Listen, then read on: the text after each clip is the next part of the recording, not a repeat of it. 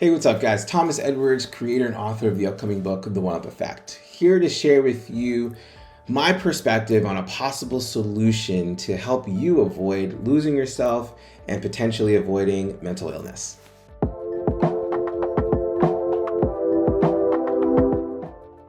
Now, when I talk about mental illness, I talk about varying levels of depression, and sometimes depression can lead to other levels and stages of mental illness. And I'm speaking about this because I personally have gone through my own battle and struggle with severe depression, double depression, persistent depression disorder, varying levels of depression. And once again, I spent a lot of time just working with my psychiatrist and also doing a lot of studying and understanding more about how do I personally get to that place where I feel depressed? Now, there are some days I just wake up and life just sucks, and there's nothing I can do about it. And I've come to accept that, embrace that, and allow myself to be in that. And fortunately, when I do that, it doesn't take long for me to bounce back. Sometimes it takes up to a day. Sometimes it's a matter of hours. But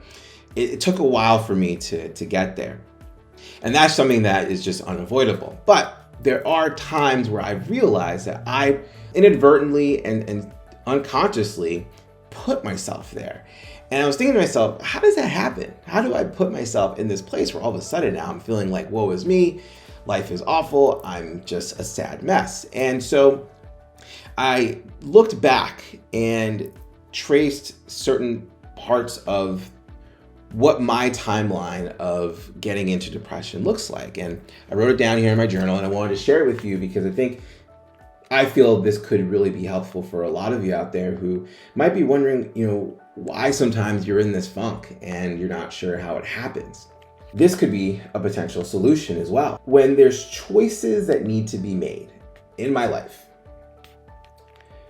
what ends up happening is that becomes, as I've talked about it in a previous video, a triggered event. And this event brings up two parts of my character. On one side, there's the ego. On the other side, there is my soul. And my ego, it only wants to survive. It fears everything about the unknown. If it doesn't know it, it wants to avoid it at all costs.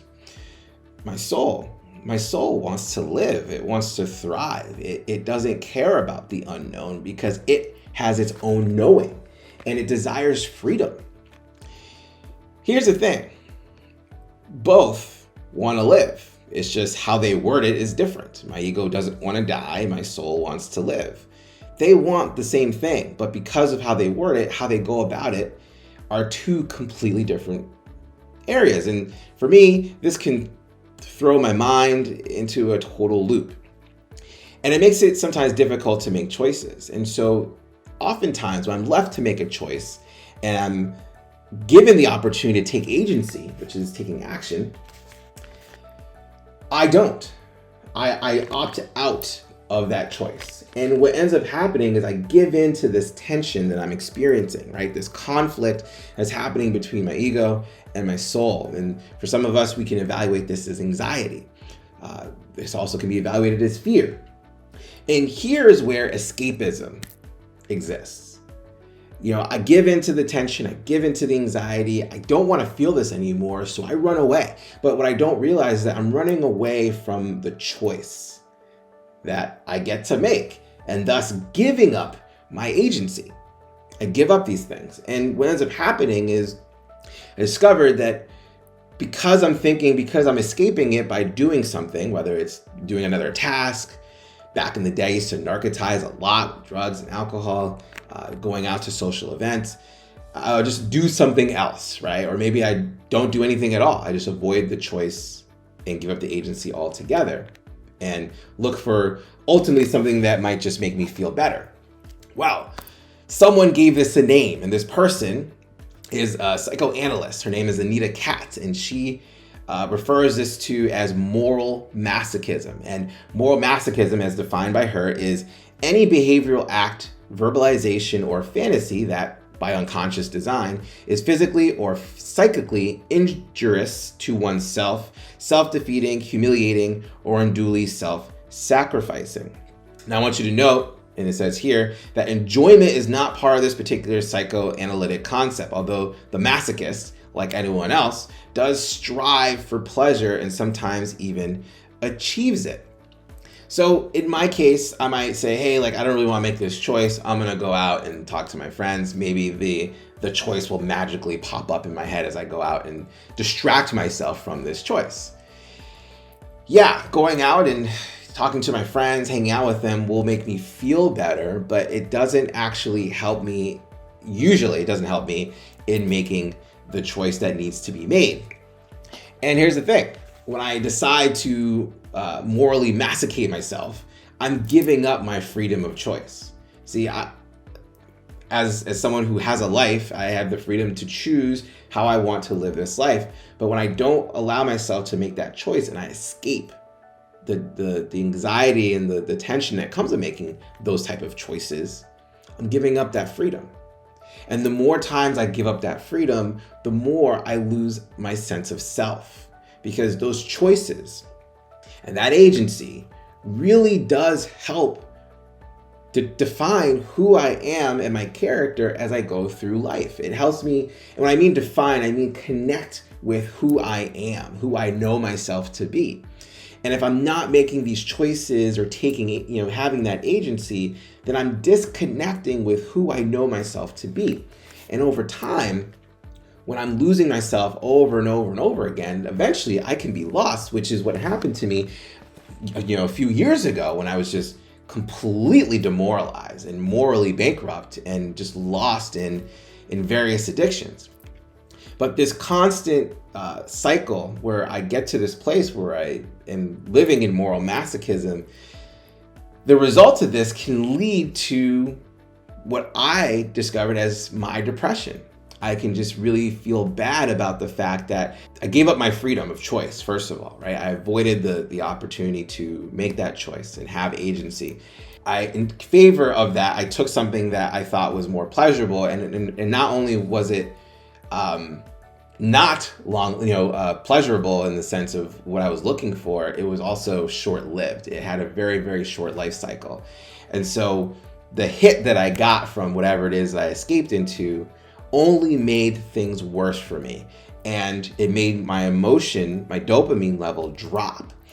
And when it drops like that, eventually you get to such a low level of dopamine where you don't really have enough and you fall into a state of depression, which is what happened to me.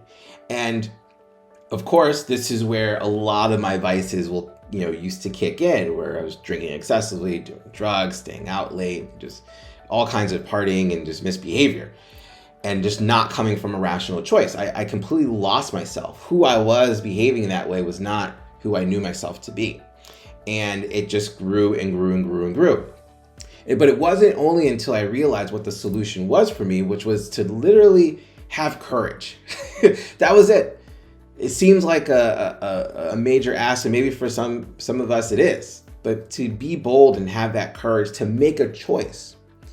Sometimes those choices that I make are still not the correct choice or the best choice, but given where I am in that moment, I have to accept that that was the choice that I made at that given time. And if presented that choice again, I may have the opportunity and I could choose differently.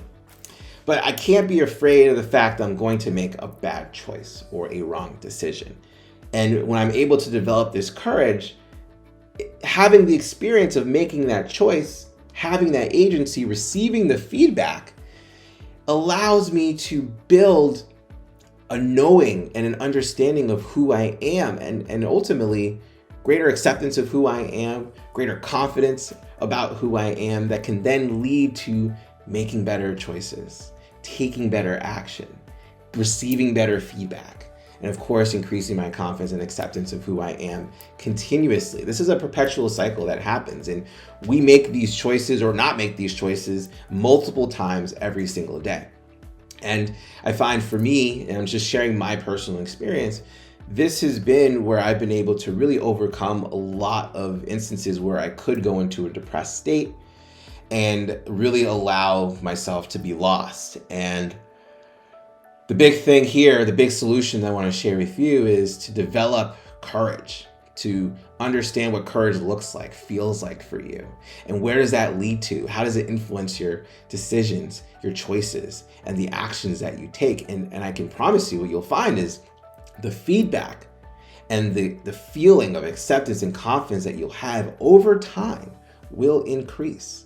The first few times, maybe even the few dozen times, it may not feel that way. But I can assure you, as someone who's done this repeatedly for a very long time, in various instances of my life and also helping my clients do it in theirs, that confidence and acceptance of who you are will gradually increase to levels that you wouldn't think were possible. And so if you find yourself struggling to connect with yourself and you find yourself also overwhelmed with decisions to make, check in to see what your courage level is. And of course, when it comes to things like this, one of the better optimized solutions that I can offer you is to never do this alone. Always ask for help. Always seek guidance, someone else's wisdom, someone else's experience, because trust me, whatever you're going through, there is definitely one other person at least that is on this planet who's going through the same thing or has already gone through it and is able to help you not only not feel alone in this, but more importantly, have a solution to get out of whatever it is that you're experiencing. Hope you guys enjoy this video. Please comment, let me know what you think.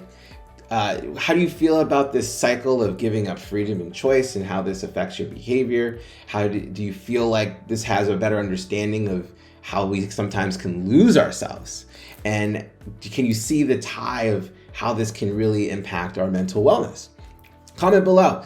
Like this video, please subscribe, hit that bell, get notified when we put out videos, which happen almost every single day. And of course, if you found this video really interesting, share this with someone that you know that might find this interesting too. Get them in on the conversation. And if you want to learn more about transformation, about how do we transform limiting beliefs, happiness, success, overcoming these struggles that we go through in this game of life, you can go to theoneup.com. Once again, this is Thomas Edwards inviting you to make life a game that you can win and have fun playing. Until next time, I'll see you guys around.